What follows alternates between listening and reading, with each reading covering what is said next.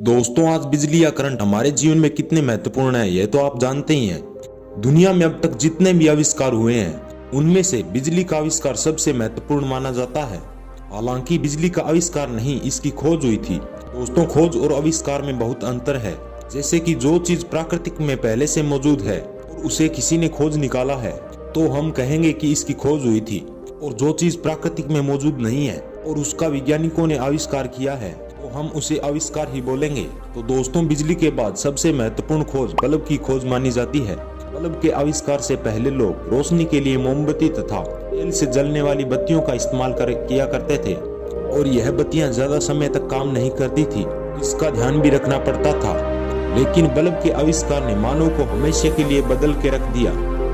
परंतु क्या आपको मालूम है कि इस अंधेरे को दूर करने वाले महत्वपूर्ण उपकरण यानी कि बल्ब का आविष्कार किसने किया था और यह पूर्ण रूप से कब बनकर तैयार हुआ? तो आज हम आपको इस वीडियो में इसी सवालों का जवाब देंगे। तो दोस्तों, बल्ब को बनाने का प्रयास तो कई वैज्ञानिकों ने किया था, लेकिन पूर्ण रूप से सफलता तो सन 1879 में अमेरिकी वैज्ञानिक थॉमस एल्वा एडिसन को मिली थी। एडिसन ने अपने जीवन में सिर्फ बल्ब का आविष्कार ही नहीं किया था, इसके अलावा 1000 से भी ज्यादा छोटे मोटे उपकरणों का आविष्कार किया था, जिसमें gramophone, motion picture camera, carbon telephone, transmitter आदि शामिल थे। अगर हम थॉमस के पीछे की जीवन की बात करें तो थॉमस ने वर्ष 1954 में 7 साल की उम्र में स्कूल जाना प्रारंभ किया।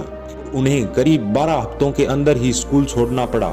इसका कारण यह था कि उनका ध्यान किसी एक चीज पर स्थिर नहीं रहता था। अपनी बुलंद आवाज और लोगों के सामने शर्मीले स्वभाव के कारण यह विचार बहुत जल्दी ही त्यागना पड़ा। एडिसन दुनिया के मात्र एक ऐसे वैज्ञानिक है जिन्होंने लगातार 65 वर्ष तक प्रत्येक वर्ष किसी न किसी नए आविष्कार के लिए पुरस्कार प्राप्त किया था।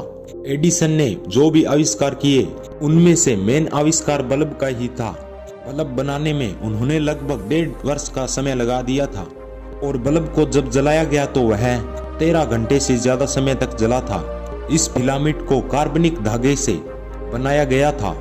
31 दिसंबर 1879 में मेनलो पार्क में स्थित प्रयोगशाला के कॉम्प्लेक्स में एडिसन के द्वारा बनाए गए बिजली के बल्ब को रोशन किया।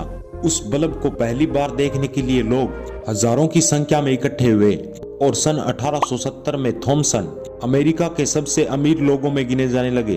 और फिर कुछ ही वर्षों बाद कॉम्प्लेक्स के चारों ओर एडिसन ने एक बहुत बड़ी फैक्ट्री खड़ी कर दी जो कि 25 एकड़ में फैली थी।